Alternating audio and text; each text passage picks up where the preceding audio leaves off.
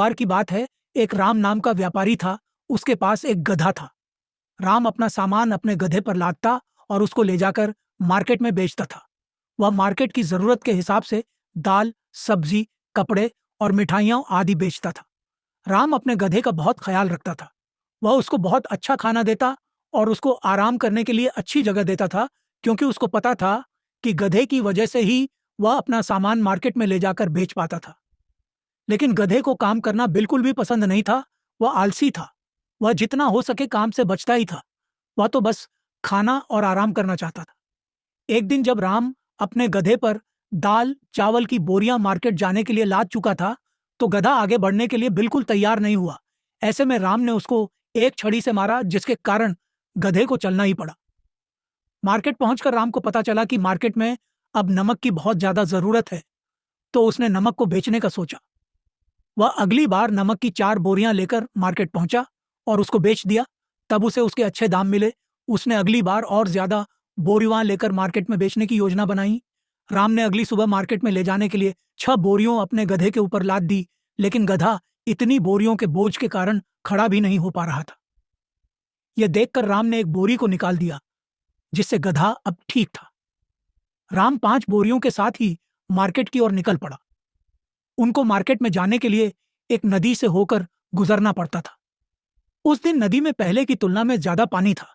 राम अपने गधे को आराम आराम से लेकर नदी पार करने लगा, लेकिन बीच नदी में जाकर गधे का पैर एक पत्थर से टकराकर फिसल गया, जिससे गधा वहां गिर गया। यह देखकर राम ने गधे को खींचकर बाहर निकाला और देखा गधे को कोई चोट तो नहीं लगी। नदी से बाहर निकलने पर गधे ने महसूस किया कि उसकी पीठ का वजन बहुत कम हो गया है, जिससे वह बहुत खुश हुआ और उसने सोचा, यह कोई चमत्कारी नदी है जिसमें पीठ से वजन कम करने की ताकत है। राम ने देखा सारा नमक नदी में बह चुका था, जिससे वह अपने घर की तरफ गधे को लेकर लौट गया। गधे की पीठ का भार भी कम हो गया था और उसको मार्केट भी नहीं जाना पड़ा, जिससे गधा बहुत खुश हुआ और घर जाकर उसने खाना खाया और पूरा दिन आराम किया। राम अगले दिन गधे की पीठ पर बोरियों लाद कर चलने लगा।